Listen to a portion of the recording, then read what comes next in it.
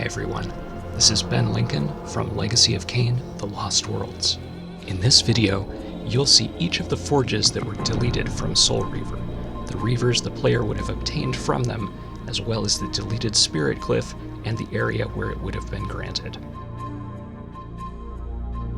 This is the last version of the world map we know of that still contained all of those areas.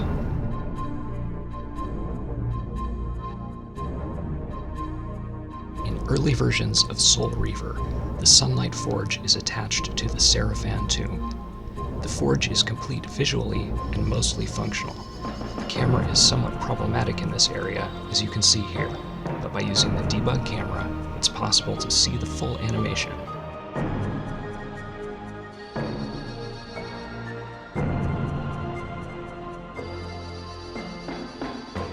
If the Sunlight Reaver ability is already activated, the forge can also be used to imbue the Reaver with sunlight. Unlike most of the other forges in any known prototype, the Sunlight Forge has a complete and fairly creepy spectral color scheme. The Sunlight Reaver in this early prototype has an effect similar to the Fire Reaver in the final version of the game. A few hits will cause enemies to burst into flame. The Sunlight Reaver is unused, but still present in the 12 May 1999 prototype, where it's become yellow. However, it no longer does any special damage. It even still exists in the final version of the game, although it was repurposed to become the so-called Aerial Reaver from Raziel's Visions of the Future. Rahab's territory was originally home to the Water Forge, which was located where the Fire Forge is placed in the final version of the game. The Water Forge is visually complete and partly functional, but can't be used to imbue the Reaver with water.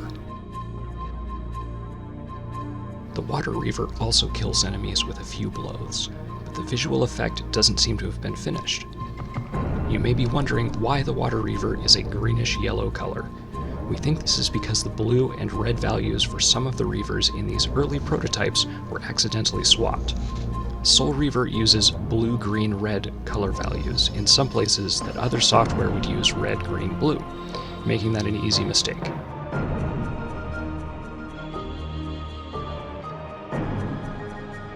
This is a still screenshot in which I've swapped the red and blue values. You can see that this gives the Water Reaver a much more appropriate look.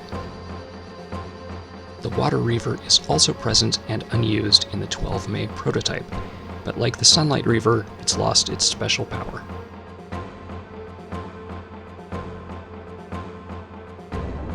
The Sound Forge was located within the Silenced Cathedral, although somewhat surprisingly, the Sound Glyph was elsewhere, at least in builds of the game from early 1999.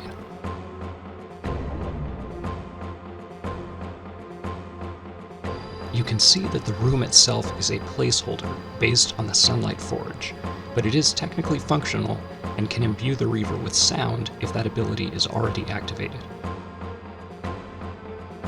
One would think that the bells scattered throughout the game could also imbue the Reaver with sound, but that's not the case in these early prototypes. There's only one exception, and that's the bell in the Sound Glyph puzzle area.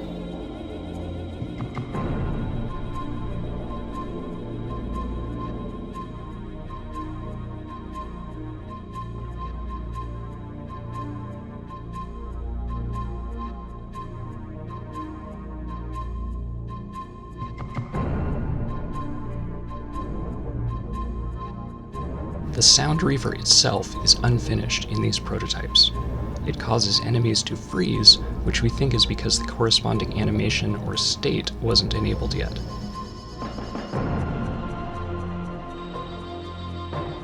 We know that at least some additional progress was made on the Sound Reaver after the 16 February prototype, because in the 12 May build, other bells will imbue the Reaver with sound.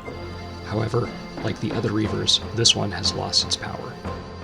The Fire Forge in the builds from early 1999 is located within the ruins of Raziel's territory.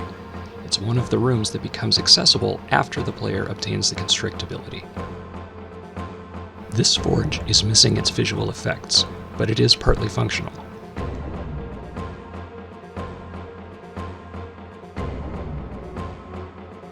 Even more so than the Water Reaver. The Fire Reaver in these prototypes is very obviously miscolored, appearing as a bright cyan, but it's quite effective against enemies.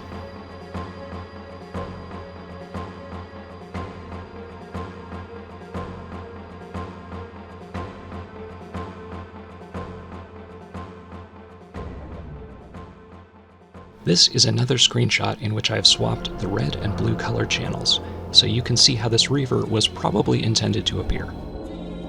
By May of 1999, the Fire Reaver had been changed to a pure red instead of orange. By this time, the development team had deleted the other Reaver enhancements from the game.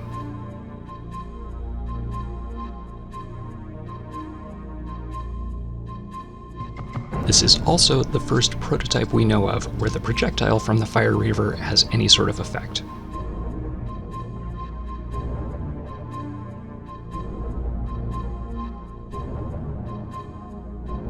Of course, the Fire Reaver is the only elemental Reaver to survive into the final game, and this version of it is back to the orange you saw in the channel-swapped screenshot of the early prototype.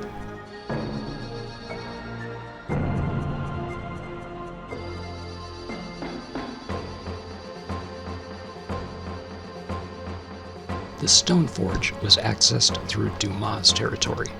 After defeating Dumas, the player could open the way using the Constrict ability.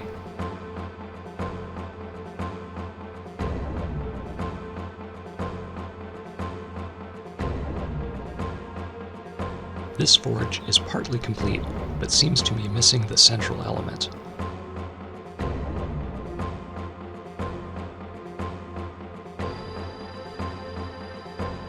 The Stone Reaver is surprisingly powerful and causes enemies to explode with a single hit. This helps explain why the player wouldn't have obtained it until relatively late in the game. It's still present in the 12 May prototype, but has lost its deadly nature. The human citadel in this early prototype contains the Spirit Forge. The stairs to the forge are missing, so it's necessary to glide down to it.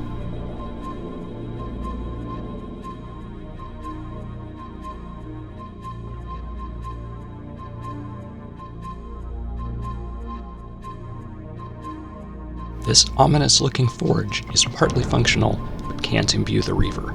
We haven't found a way to do that in any prototype other than by using the debug menu.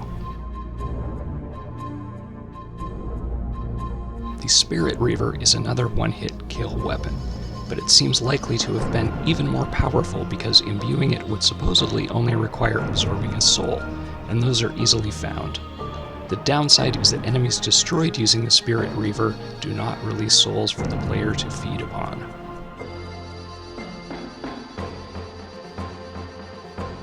The Spirit Reaver is present in the 12 May prototype, but no longer has any special ability or drawback.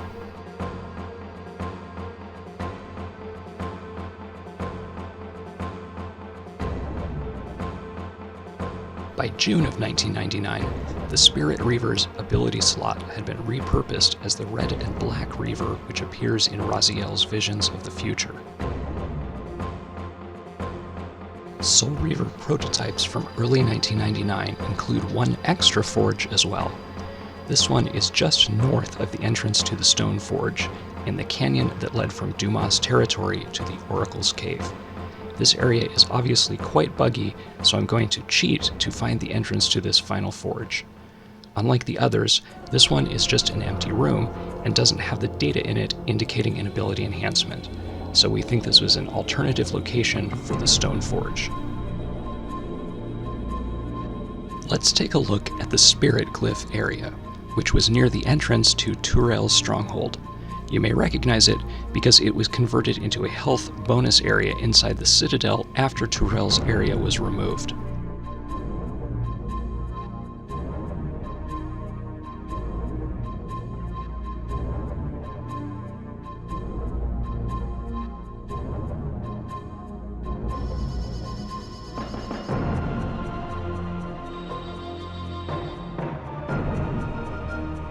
Instead of a water fountain, the Spirit Glyph chamber has a central pedestal where an enemy must be sacrificed to obtain the glyph. This is probably an homage to the secret use of the Spirit Forges in Blood Omen, Legacy of Kain, and as such, most likely was intended to require the use of the Possession ability. We think this is why it's the only glyph that didn't make it into the final game.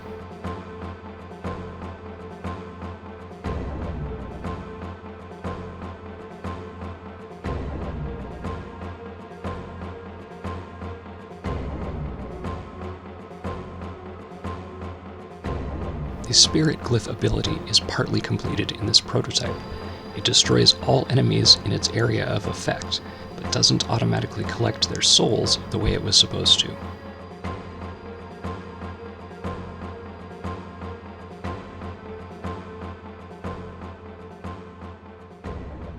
Thanks for watching.